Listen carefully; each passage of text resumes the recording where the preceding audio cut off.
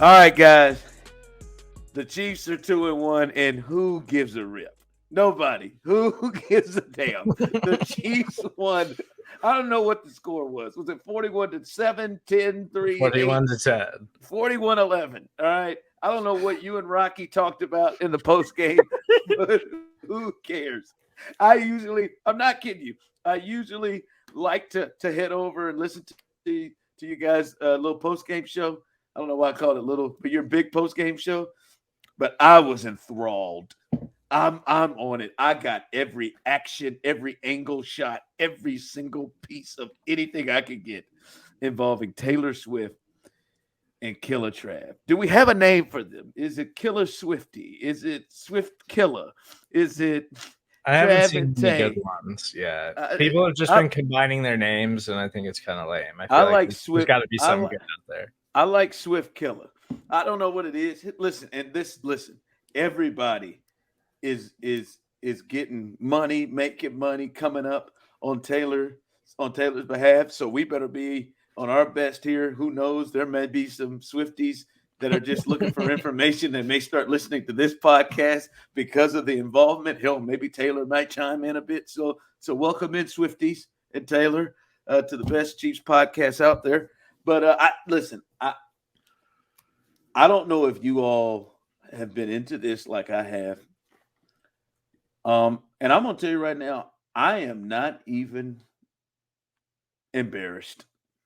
Yes, I have gone to sites I've never gone to before. I have spent long stretches and gone down a rabbit hole that I didn't know I had in me. And this has taken me. I am looking for this on a daily basis. I could do a segment on Travis and Taylor every day. Have you been watching Taylor Swift interviews? Because I totally watched a Taylor Swift interview the other night. I've listened to albums. I Reputation. I listened to that one, pretty solid. Listen to this latest one. I'm just trying to figure, just see what vibe Travis is getting into. Okay, because this is not usually his style. This is not usually the way he goes. But hey, whatever. This man shot this shot, BK. I cannot believe he's pulled this off. I mean, listen, the thing is, Brandon, he got himself just famous enough to be able to enter into the space. And then he got to say, look at all of this and turn this down. He's even got this stupid mustache that he is still rolling with that I want him to stop, but he just won't. Hey man, at this point, you keep that thing. That's who you are now. You can't get rid of that. Maybe she likes it. Maybe she thinks. Yeah, I guess right now it's whatever Taylor wants. I still think the full beard is something that she goes for. I don't know. But I mean, he is. How did he pull this off? He went True on or SNL. False, Ron? Was that God? True or false? I think we were about to go to the same place. He went on SNL for this. Like, it wasn't for himself. It wasn't because it was a lifelong dream. It was the long play to set this up. He's been thinking. Man. There's so many Chiefs football fans, like male Chiefs football fans this week, that are totally listening to Taylor Swift. That are going through the album catalog. Everybody is in on it. Everybody is totally submerged in all of this right now. This is like when one of the Royals, and I'm not talking about the Kansas City Royals, but like the royal family, one of them ends up getting married. Like, it becomes this culmination of learning about the other side, right? Like you learn about whoever it is that is marrying into the family. So if you were a Swiftie, you're now learning about the Kelce side of things. If you were a Chiefs fan that wasn't into Taylor Swift previously, you are now learning about what it means to be a Swiftie.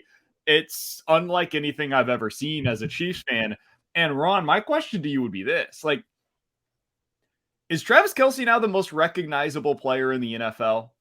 And I'm not talking about among NFL fans. I mean, just if you walked into a room and there's 1,000 people in that room and it is different ages and backgrounds and interests, is there anybody in the league today that would be recognized by a wider number of that audience than Travis Kelce because of this? Am I missing somebody? Because, baby, now we got bad blood. Because, it used to be mad love. I don't know, but I like it. I think so. Because who would you said it would have been before? Pat? I mean, once upon a time, it was probably Peyton. It was Brady. And It was probably Brady. It was Brady for a Brady. while after that. It was Mahomes, but I think it is Travis now, and I don't think it's close because the NFL just got exposed to a whole target audience that they would never ever have access to. Was take a it look at Rodgers what you previously? No. I mean, the discount double check, the I Shailene don't Woodley, even like know. I don't even know if it was. I don't I even think know it- if I think Rodgers it- ever got to Brady I Peyton think it was. level. I think it was Mahomes. okay. I think it became because the commercials and things like. Yeah, I think it's Mahomes now currently. It was Brady. Last year was Brady, but I think it was Mahomes now. But no, I think Travis is easily the most recognizable player in the NFL. Like I said it, I hope Chiefs fans are prepared that he is no longer the most popular Kansas City Chief, that Patrick Mahomes is not. Travis Kelce has become the most popular unless he screws this up, and then his popularity will skyrocket. But he is the most pop because there would be, is what I've learned about Taylor, will be a song or three about him. But an album. It will This be is- an album. this is what I've recently learned is she likes to write songs. She's got a little Mary J. Blige in her. But listen, I'm gonna say this. Just like you two, in Serda Shawnee Mission counts. I was born and raised in Kansas City. I mean, yeah, I've grown up there. I've lived up there. No one outside of Kansas City has ever given a rip about the Chiefs. No, nobody. Like there's been respect of, Arrowhead, that's a tough place to play. But nobody has ever said, yo, we gotta have the Chiefs. We gotta have the Chiefs. Like, nobody has. It's never been. And in the last 5 years, somehow they have slipped into LeBron, Jordan, Jeter, Tiger, whatever you want to call it, in Mahomes, who is not just the best player in the sport and the one that everyone fears. We used to have to deal with John Elway. He has become the guy in sports. And they've gotten championships. And now this SOB, Travis Kelce, has put it together to where Taylor Swift is riding around. Van Brunt is riding around Maine and Grand in a convertible. She is pulling up at the stop sign. There's so much construction down there right now, too. She's pulling up at a stop sign. She's going to be on the streetcar here pretty soon. near Gates. And she is a stone's throw from Gates Barbecue, right? In a random September, Taylor Swift, the biggest pop star in the world, is in Kansas City. As I said, I have grown up. I love Kansas City. It will always be home. I am a kid from Kansas City. Taylor's got plenty of things to be doing than in the middle of September being in Kansas City to watch the damn Bears. I'm going to tell you that right now. And somehow Kansas City has pulled this off because of these. I cannot believe. How did we get here? And by the way, Ron, like, we should probably mention this up front. We're all in agreement, right? This is real. Because I think the story last week is this a L. publicity Duncan, stop stunt? it. Like, Yeah, is stop this it. just something that everybody's going along with? That we're all in agreement that this is, as a baseline, a real relationship. Taylor Swift doesn't need to do publicity stuff. Exactly. No, Taylor doesn't need to go sit next to Travis's mom. What is she getting out of this? She doesn't even want to do the Super Bowl. Like, if she wanted this association with the NFL, she would have gone the Super Bowl halftime route like 5 years ago when they asked her for the first time. She's up there sitting next to. She's coming to Kansas City, guys. What is a part of this? The Chiefs have already made like millions of dollars off of this. Guys, she could big around. She could have waited to go to New York like she's doing this week, right? She could have waited. She probably got a spot in New York. No, she came to Kansas City. She for sure has a spot in New York. She came to and what? Look, she might be a part of 3 Light here in a second. they might be in Brookside here before you know it. What's the next spot that they go to, Ron? Like if you're putting a bet today, if we're setting the betting odds on where the next date is for Travis Kelce and Taylor Swift, what's date number 2? We got people knocking down the doors to try to make this happen. Oh yeah, hell, they might open the well back up to try to get this thing to happen. It's under construction. The well's not. Well, they'll get it quick. I would say the Antler Room would be a good spot. Anton's. Anton's the good one right down there. Steak spot. Yeah. I just easy to. You could just go ahead and rent that out real quick because they got to do a lot. Like Taylor's got to force herself into the barbecue thing. So I mean, Oh, they're definitely going to end up at. This is Jack Stack all the way. Yeah. Oh, Q39. It's got Q39 written all over it. No, that's got Jack Stack. I mean, you gotta pay. Q39 is not jumping Jack Stack. It's much more of a. It's much. They'd have to shut it down. I feel like Jack Stack always has like a party room or something. Well, they're shutting it down either way. If we've learned anything about this Taylor Swift stuff, it's not a party room. There will be nobody else in that restaurant. Hey, chill out, dog. This ain't Britney Spears with knives anymore. This is Taylor. This is getting shut down. But no, there's no way this is fake. Like that, I just don't. I've never seen Kelce like maybe more than anything. I'm with you on all of the stuff that makes the most sense is like Taylor Swift gains nothing by doing it, but even beyond that, Travis Kelce has never acted like this before. Like he is acting shy in front of the media. He's trying to protect this relationship. Yeah, this early relationship. If it was a PR stint, he would have talked ad nauseum about it on his podcast. He would have like spent 20 minutes answering questions about it after the game. Like you just that stuff hasn't happened. So yeah, I very much believe this is a real thing. Yeah. Oh man, good for you, T. He did. He's fallen in love. Right? He's falling for her, man. Everyone in Kansas City is certainly rooting for that right now. God, dog. You know who? I tell you, who's number one rooting for this? You said it last week, man. You can't go down this path. Brittany Mahomes is waiting on this sucker, baby.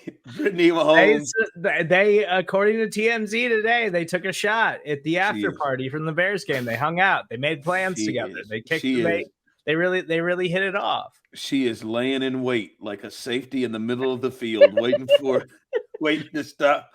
Who is the second most famous Chiefs wife right now? Is there one? I don't have another. I don't know if I can name another one. I don't have another. Because there's somebody else that's trying to get in that group, right? There's somebody that is a wife of like George Karloftis, who's like, hey. Is Chris Jones married? I have no idea. Chris Jones. I'm pretty sure Chris Jones might try to get him up a B-level celebrity. Is what he might try to do. I'm telling you right now. Sky Moore's going to be working his way in. You can't. Where's Garrick Dieter at? Garrick Dieter's going to pop back up. Well, Creed would be the guy that tries to get with a sibling or a cousin of 100%. Taylor. Try to get in there, and that's a great move. That's a great move for Creed Humphrey. I'll throw that out to you, Creed. I'm just telling you. Suddenly, you see Clyde. He's like, hey, I'm into fashion. Yeah, Clyde didn't have a chance, man. Dude, just hold on to the damn ball. I'm here. When she was slamming, by the way, first off, Taylor, I did a segment this week on my radio show on, I think you're a little quick on cussing right in front of Donna that fast. Let's calm down. I've got to believe they're under 3 meetings. No, there's not enough. There's not enough FU moments. You still, I don't care. You don't think Donna Kelce cusses? No, it doesn't matter. Donna get to cuss. You don't cuss within the first 3 meetings of meeting a mother. But I guess Taylor did. Taylor with the long drawn out. Let's effing go. That combo. Honestly, I gained a lot of respect for her in that moment. Yeah, I didn't. I lost some. This is what I'm going to say to you right now. But I'm going to tell you what. That let's effing go into the flying chest bump, into the banging on the plexiglass. I mean, I can't believe Brittany didn't think that was a twin. Brittany probably fell to her knees in tears. This is so us. I bet she's going to be that close with Taylor. This is so us. Like that, or they are destined to be best friends. I'm telling you, I just hope Brittany doesn't come on too thick because I feel like she could, but they are destined to be best friends. that you tell me that didn't. You couldn't see those two high-fiving when their two husband and boyfriends come together, throwing a touchdown pass together. Those two high-fiving and chest bumping. You can see it. Taylor has one of the kids in her arm. This is, I mean, I can see this. Good Lord. Brittany, good for you. I can't wait for the Philly game. That's going to be when it gets really fun. It's 3 weeks away, dude. Oh, my God. How is Kiley feeling about this? I've known a little bit too much about Jason's. I mean, how do you compete with Donna? How do you compete if you're Jason Kelce's wife with this? I mean, she's worked this hard. You probably don't go.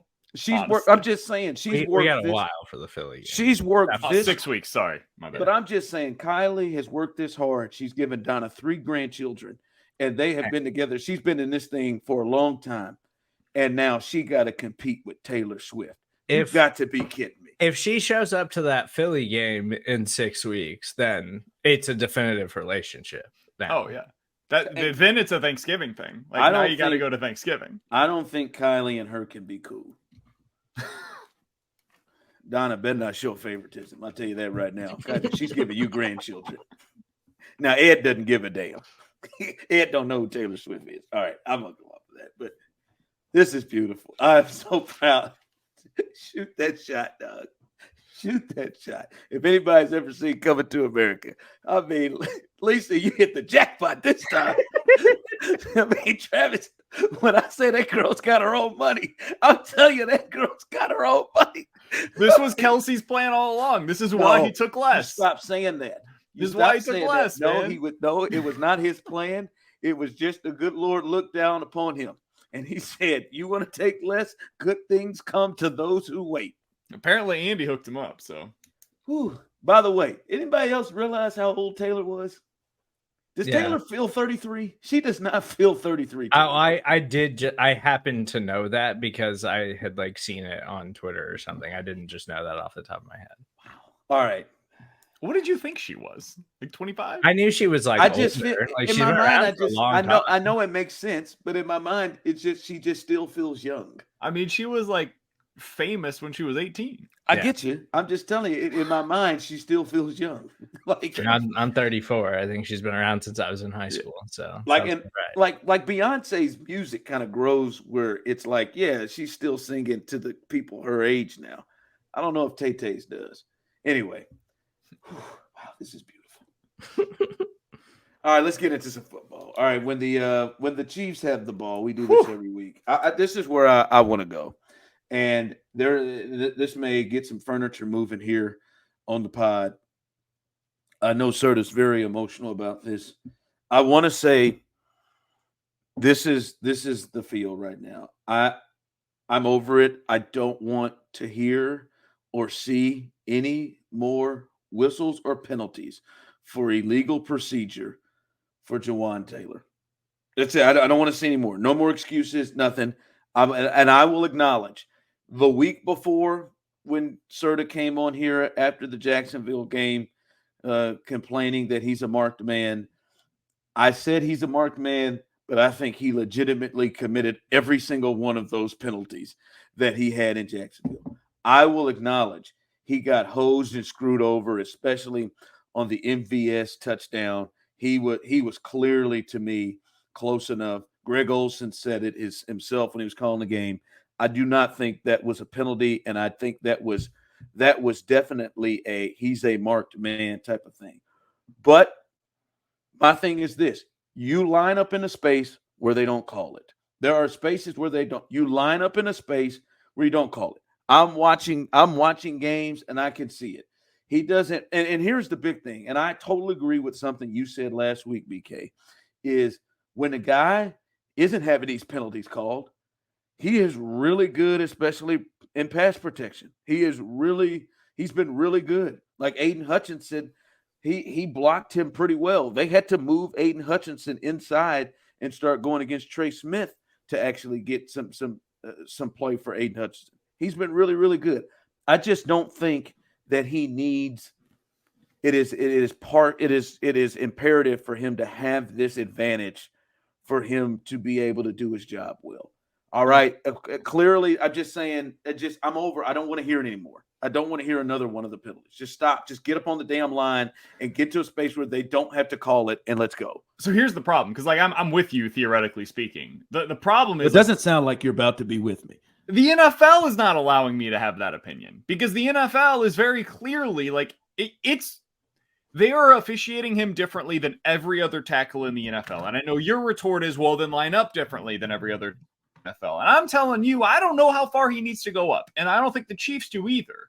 And so like there comes a certain point in time where the league just has to say, okay, here is what is a penalty and be definitive about it.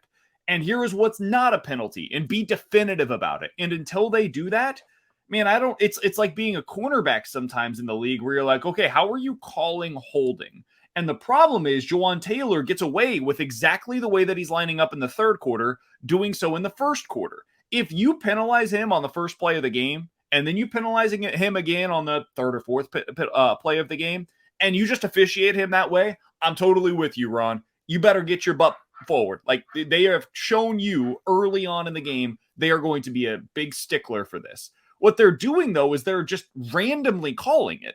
And then they'll just call it consistently for a drive, like in the middle of the third quarter. It's like, okay, cool. Like he was fine for the first 2.5 quarters of this game, and now it's something different. No, he's doing the exact same thing, and they're officiating it differently. He has 8 penalties so far this year. Next highest among all offensive linemen is 6. After that, it's 5. So you're telling me that Jawaan Taylor is twice as bad as the third worst offensive lineman in the league when it comes to his penalties? He shouldn't be. This is a league issue, and I legitimately feel for him because I don't know how it gets fixed. It's insane that this had never, ever been an issue until week 1 of the NFL season. And for some reason, like Chris Collinsworth, his watch games where players have done that before and never brought it up, never made it such a big thing that now it's turned into this absurd storyline in the NFL where not only is it costing the Chiefs opportunities in an actual NFL game, which is absurd, but it's also making people question the play of Juwan Taylor, who has been excellent for the Chiefs this season. And it's really unfair to him as a player. And I know I was a lot more fired up about it than you guys were after week 1 or after week 2. And I think everybody should be fired up about it now because it's ridiculous. We saw Lane Johnson on Monday Night Football against Tampa Bay Buccaneers doing the exact same thing. He wasn't getting flagged for it. Like we've seen other offensive linemen across the league do the exact same thing. They aren't getting flagged for it. And so if you're going to enforce it for one player, enforce it for everybody. That's all I'm saying. Like that's fine. I'm fine with that. If it's a flag, make it a flag for everybody. Make them adapt. Make them get better at doing that. But what the Chiefs are saying, and Andy Reid, who doesn't ever do this, Andy Reid on Sunday and Monday said it was bogus and called them out. And Andy might get fined for that because they do not like it when coaches do that. And Andy never does that stuff. But they're obviously frustrated about it. And they feel like he's being targeted as an individual, which is a competitive disadvantage for the Chiefs. And it's all ridiculous. It's all absurd. And I'm upset about it. Yeah, I think this week it entered absurd. Yeah, I think whether you call it or not, it is a clear advantage how far back he was getting lined up. And I know he's done it for years, but it's a clear advantage. All right. Well, then officiate it the same across the league. Like officiate Lane Johnson the same way that you're officiating Juwan Taylor. Or hell, forget that. Just officiate him that way. And they're not doing that either. Well, what I'm saying is this has to stop. Okay. He's not been excellent because he's got 8 penalties as you just said, BK. Well, bogus or not. Now, not all of them are bogus. Let's just be honest. Not all of them are. Against Jacksonville, when he knew he was going to be a mark man, he was still trying to push the line, and they popped him a couple times. What I'm saying is it has to stop.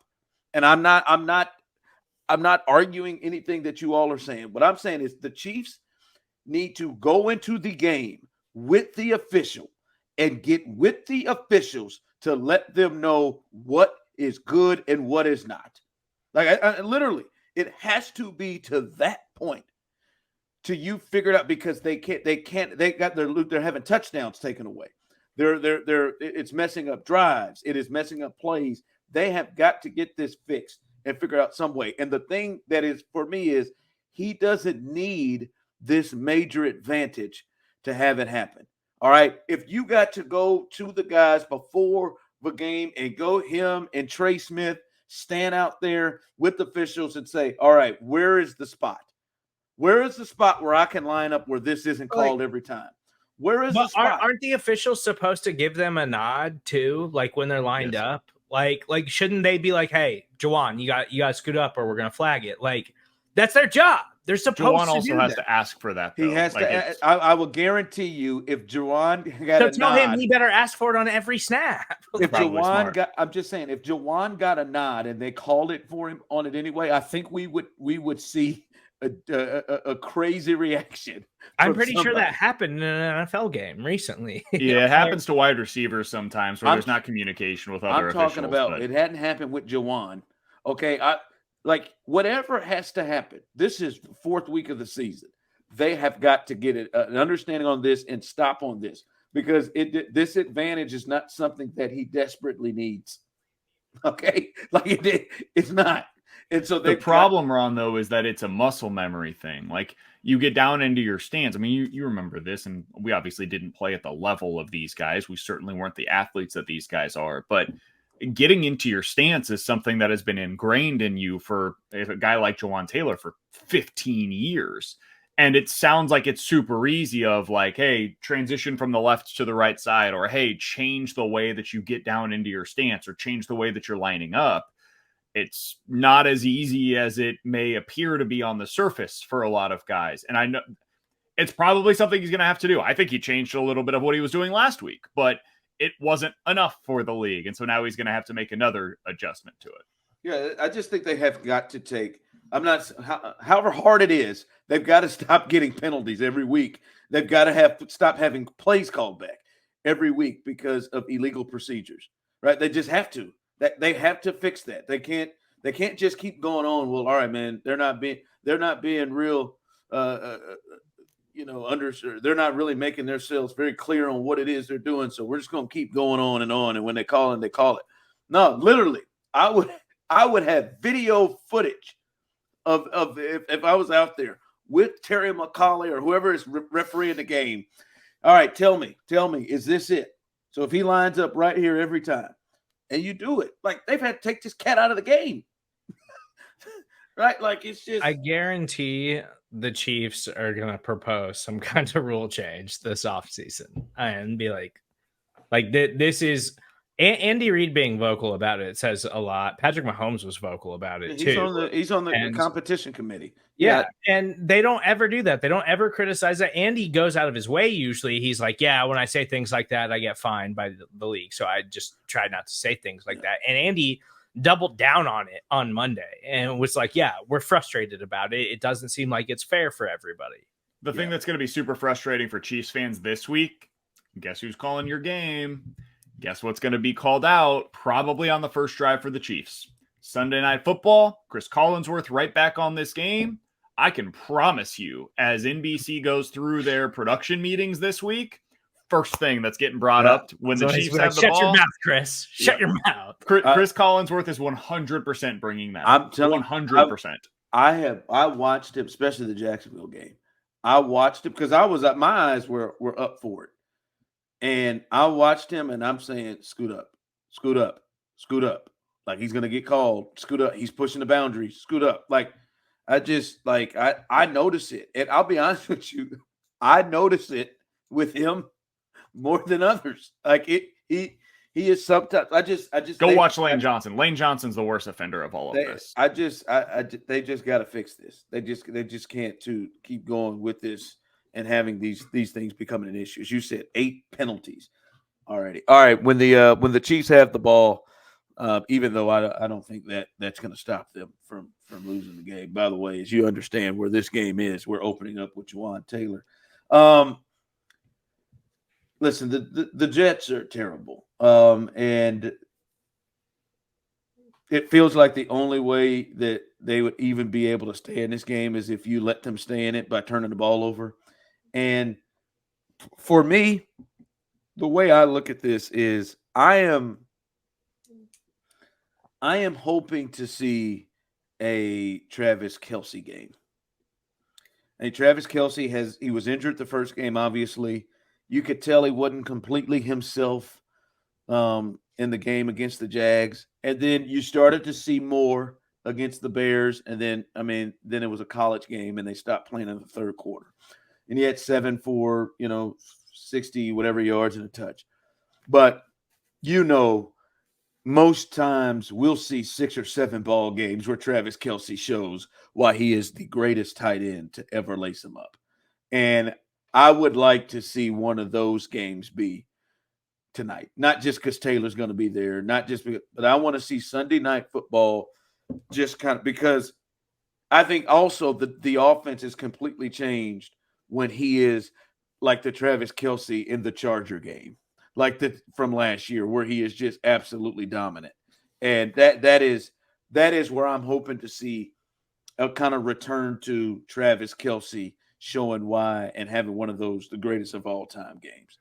The Jets have a really good defense. Like we all laugh at the Jets for good reason because they're finding a way to continue to build around Zach Wilson, which is just asinine. Like it's absolutely insane that they're continuing to do this, but their defense is really good. They've got a good pass rush. They have an excellent front seven, and they are very difficult to run against. Like, can you run against them? Yes. Is it the best way to go about things? No, probably not. You can run the ball a lot and you'll get like 3.5 to 4 yards a carry. And we know with the Chiefs, they don't run the ball particularly well against anybody. So I don't think they're going to do it very well against this team in particular.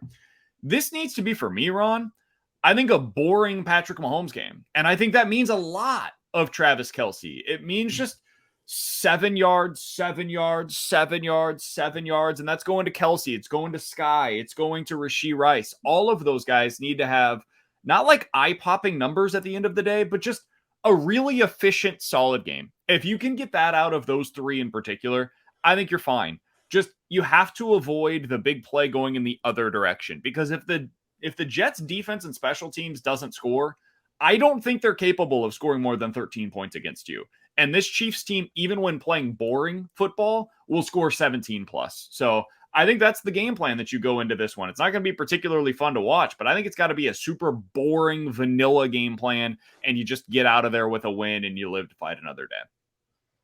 Yeah, I think this Jets defense is really, really good. And this is going to be a kind of game where if the Chiefs put together 2 or 3 scoring drives, you're like, great. That's all you need to win in this game, because you expect your defense to be able to slow their offense enough that, 21 points is going to be enough to get you a win in this thing. And then other than that, you just kind of run clock and play it safe in this game, because their defensive line can really get after you and give you problems. And we already saw Mahomes come up limping a little bit last week, even though they said he's totally fine and it's nothing to worry about. You still don't want to see that. And their defense is great. So they just need to do what they know is safe, run the offense, get the points, get the touchdown drives where they can, and then Zach Wilson will give you turnovers and capitalize on the turnovers. And that's all the Chiefs have to do to win this game. If you were the Jets, Ron, would you just put Sauce Gardner on Travis Kelce? Yeah, I remember Denver used to do that. Denver used to just put Champ Bailey on Tony Gonzalez and put Bill Belichick did that with Stephon Gilmore. Yeah. I would just say, hey, Sauce is our best dude. It's maybe not the best matchup for him, but he's super long, and that's probably what I would go with if I was them. Yeah. I don't know. I'm looking for like 8 for 100 plus and a touchdown from Travis. I want to see a big game from Travis. And here's the other part is, I think, players, guys, dudes, I think they have a really good defense. I don't know if they'll be a really good defense the whole game. And I hear what you're saying. I think this crew is weak-minded. We're seeing trash talk. They're divided. They're like this. They're not this ain't a team. And I could see this Jets defense getting down. And I mean, not even down. I'm not talking like 21-0. I mean, down 10-0, and then see Zach Wilson lead their offense to 3-4, 3 and outs. never cross the 50, something like that. They punt for it, and those guys start to lose attention to detail, start to lose focus, and then next thing you know, like Dallas, they didn't put up 40 on them. Right, like that's why. Like I think they can be like Dallas put up 40 on them. They kick field, but they put up 40 on them, right? And like they're generally a good defense. I don't know if their offense plays the way that I believe their offense will play if they are still the defense that we would think they would be. Right, like if Aaron were playing now, there's something else. They got belief. They punt the ball 3 times in that first half. They might be able to hell with this man. Hell, I want to go see what Taylor's up to. That might be something. Maybe up to that. All right. When the Jets have the ball, fellas, I ain't got a lot. I'm just going to tell you this straight up. This is just like last week to me. The Chiefs faced Justin Fields last week, a guy that has been getting crushed locally for him, a guy around the league. People have been questioning, a guy that had been struggling like hell, and the Chiefs just kept him down. Right. Well, I mean, it was pretty deep. Did he throw for 100 yards? I'm not certain. I'm not sure. He just clipped it. He was in the 60s. 99 yards. Yeah, I didn't think he did. He was in the 60s, really deep into that game. Yeah, 99. Yeah, 99 yards. So he couldn't even get that one more yard. So they did it. They kept him down. Zach Wilson's in the same spot. Joe Namath, sober or not, calling him out. Everybody. Everybody is coming at him. Everybody's talking about how he's been bad. He is down and struggling. Keep him down and struggling. Don't give him any kind of confidence. Don't give him any kind of deal. Because we saw it. He got a little confidence in that Bills game, and they had in a couple of drives, and then he throws that horrible pass, but Garrett Wilson catches the ball for a touchdown. But he got a little just keep him dead. Make him walk out of there. And hell, if you can get them to say we're going to play Trevor Siemian like that, then we're going to do it. Like that's where it is to me. Would the Jets be better if they had Blaine Gabbert going into this game? Like, would you feel better about their offense if they had Blaine Gabbert starting on Sunday? Probably. I just think he's in his head. It's just he's awful. He's one of the worst top 10 picks I think I've ever seen. Listen, he's not played well. But he is certainly, to me, not set up to. I mean, of all people to help him navigate through this, the guy who conducted what happened in Denver is the guy doing that. By the way, last week they lose 15-10, and they just say to hell with the run game. And he's kind of Jared Goffy in the way that, like, if he doesn't have a good offensive line, he has no chance. His entire existence was predicated at BYU on the fact that they had one of the best offensive lines in the country, and the Jets have one of the worst offensive lines in the league. So this should be the type of game where, like, Chris Jones, go earn your money. You had a bunch of incentives that were in your new contract. Go get like 3 sacks in this game to get yourself a little closer towards that incentive. You got some secondary pass rushers that are really starting to show out right now with the Chiefs. Karlaftis played really well so far this year. Mike Dana has been awesome so far this year. Hey, go keep that going. You got some linebackers at the second level that have been great so far this year. Keep that trend going. They have 2 players that can beat you, really, in this game. That's it. It's Garrett Wilson, who can beat you after the catch, one of the best wide receivers in the NFL, and it's Breece Hall, who has been horrible so far this year because of that offensive line that I mentioned. I think all of his yards this year have come after contact. He can beat you, though, if he was good in the Buffalo game. He was good in the Buffalo game. And he's got breakaway speed. If you let him get through that second level, he can take it to the house. So if you find a way to shut those guys down, Breece Hall and Garrett Wilson, you're winning the game. And it's why I would like to see them cover Garrett Wilson from start to finish with Trent McDuffie. That would be my game plan going into this one. It is worth mentioning that Chris Jones has been limited in practice Wednesday and Thursday this week with a groin injury. I'm not super concerned about that, but Nick Bolton also still has not practiced all week and seems like he is probably not. Hold him out. Don't play him in this one. I also kind of think that's like an approach the Chiefs are taking where they're like, we kind of got this stretch of games right now where we'd be fine just sitting guys if they're injured. And I think they truly believe they're that talented on the defensive side of the ball, especially to beat this Jets offense without Nick Bolton. and they'll be totally fine. And BK mentioned it, like their offensive line is bad. And Zach Wilson makes poor decisions. He's a bad quarterback. He makes bad throws. He turns the football over. He holds on to it way too long because he's not confident in making throws and seeing windows in the field. And so he holds on to it for way too long, eats a lot of sacks, fumbles a lot, throws interceptions. Chiefs can capitalize on all that. Spags can make his life a living hell. Like the one thing you can't do is just give them easy opportunities to score and turn the football over and have sloppy play.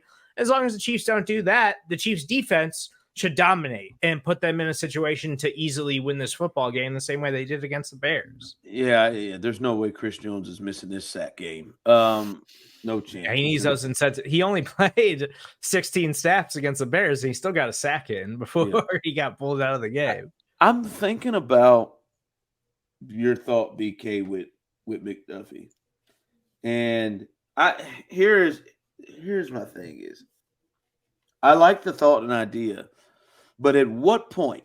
What is the point that you think ever Spags would take a corner and follow him with a receiver? He did it last year with L'Jarius.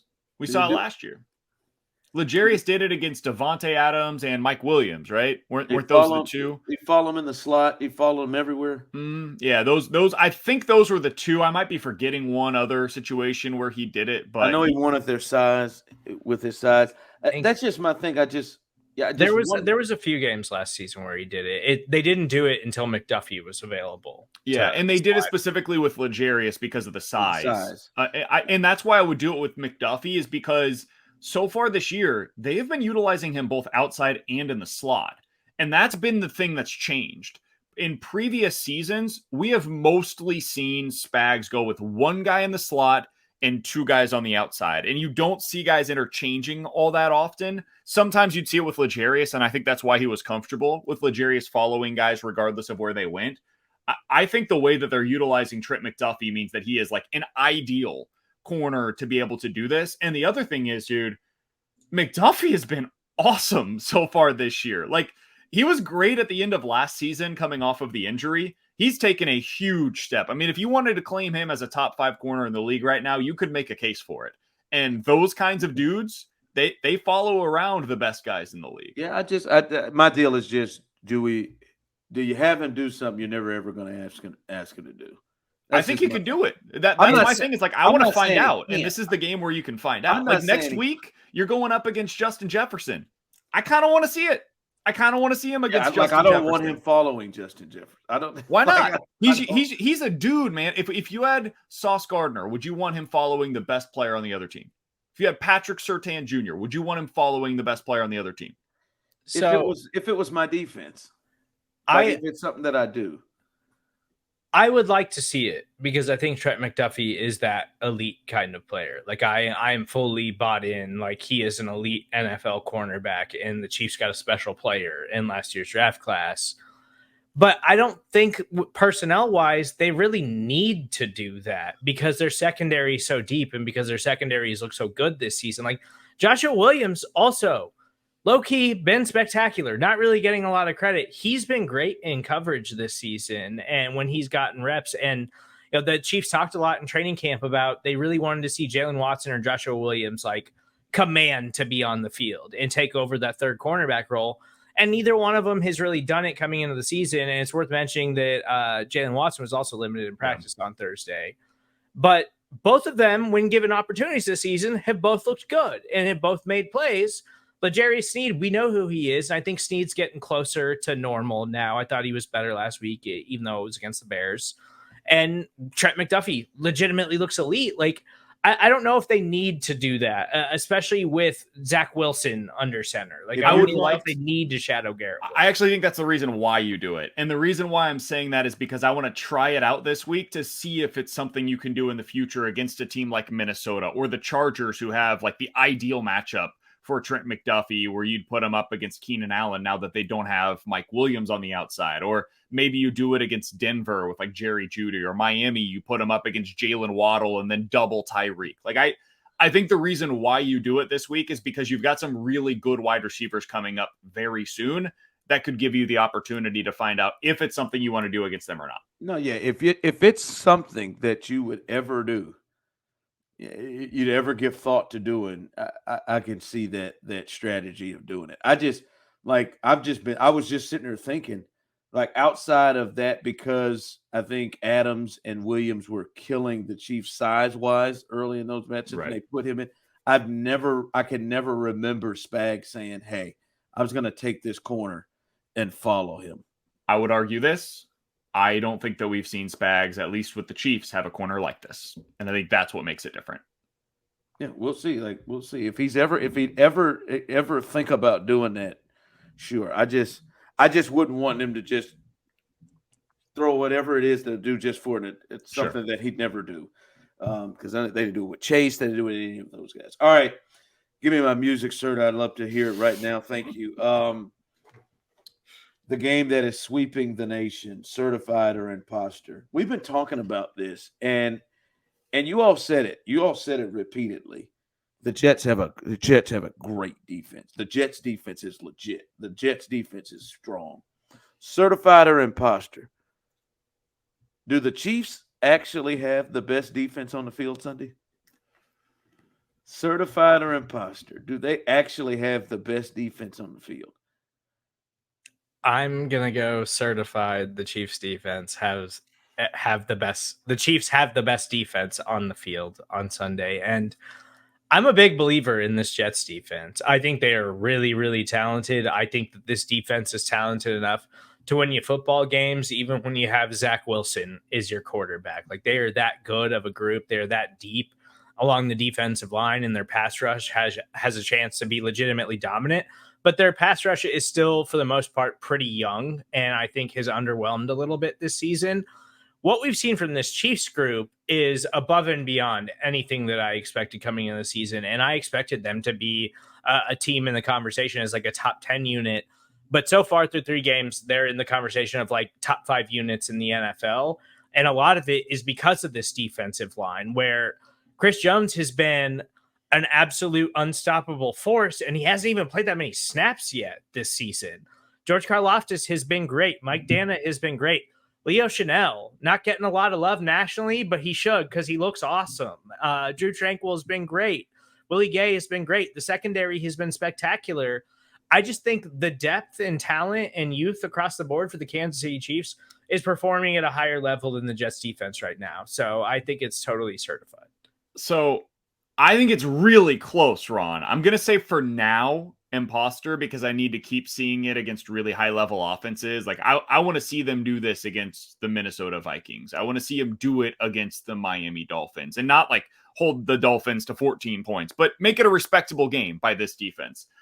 I would say that the Jets are a little better at corner outside of their number one and at safety right now with what they're getting. So like their secondary, I think, slightly better than what the Chiefs have. I think it's really close though, and the only reason I'm really doing this is just because I'm a coward. But I will say for now, imposter. If the Chiefs keep doing this, it's probably going to end up with them as a top 5 to 7 defense in the NFL, and that would make this certified. Yeah, I think it's certified. I think they have clearly the best defensive player between both units in Chris Jones. I think Sauce Gardner is really good. I think Quentin Williams is really good. I think Chris Jones is clearly the best player on either side. I think Nick Bolton is a star, and I love him as one of the top linebackers in the league with all he does. You just spoke of Trent McDuffie. I don't think he is as good as Sauce, but it is not that big of a drop off with him. And I just think the Chiefs' depth in defensive players that they can run out there and the different things that they can do. Like Drew Tranquil is a different type of weapon that you can use. Willie Gay is you can do different things. And then Chanel, you can bring him in to do different things. And I think their depth in the secondary, they have Sauce. And I mean, I know that damn Josh Allen tried to make Whitehead a Pro Bowler right off the bat at safety. I just think the Chiefs have so much depth of solid players in the secondary that they can get like their second, like L'Jarius Sneed. Like, I mean, as you said, he's getting back to himself. That Swiss Army knife of whatever you need from him, he affects the game in a major way. I mean, their corners after even their best one to go to Williams and Watson and Sneed, like that is depth that I just don't think the Jets have. And they just have so many different ways that they can defend guys. So I think that I would say it's certified. And not just now the game is going to completely look like it because they're playing against Zach Wilson and the Jets. And then they'll be playing against Mahomes and the Chiefs. But I don't think it's just because of how it will look. I don't think the Cowboys score 40 on the Chiefs defense. I don't know. So I think it is certified. I feel good about that. All right, predictions. I'm gonna start this thing off. I don't have a lot of confidence in the Jets offense. And I'll give respect to the Chiefs or to the Jets defense. This feels like a 27-6 type of a ball game to me. I just don't like. If they get into the end zone, it's gonna be to me like the way the Bears did in this thing. Garbage time DJ Moore touchdown. Something like that. Yeah, something like that.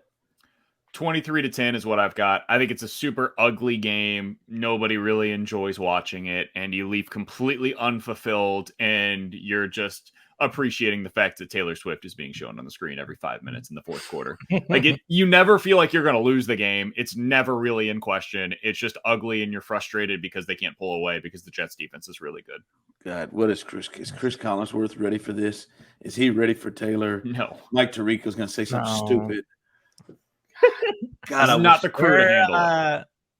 We're so in sync right now. We're just so locked in. Like I'm pretty much in the same ballpark as you guys are. I think the Chiefs are going to win 27-9. I don't think the Jets are going to do more than muster a couple of field goal drives. And I think the Chiefs I kind of agree with BK. Like it's not going to be a pretty game to watch, but the Chiefs will just kind of slog their way to like 27 points because the Jets offense just can't do anything.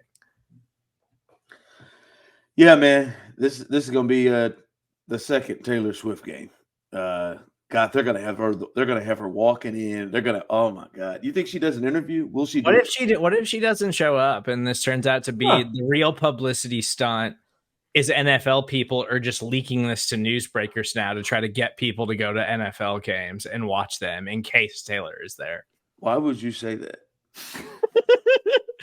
And listen, I'm just saying. Came to my mind. It seems like something the NFL certainly wouldn't be above that. I don't think it doesn't have to reach your lips just because it came to your mind. Listen, as somebody who's kind of learned a lot about Taylor, she doesn't have a lot more to go to because she's going to go back on tour. She's doing a second leg of this tour in October. So I mean, she's gonna miss some of these games here. So. Travis going to be every one of those shows over the bye week. 100%. God, man. I hope he's not affected. God, he's going to miss her so much. She's going to be in Canada and stuff. All right, we are out.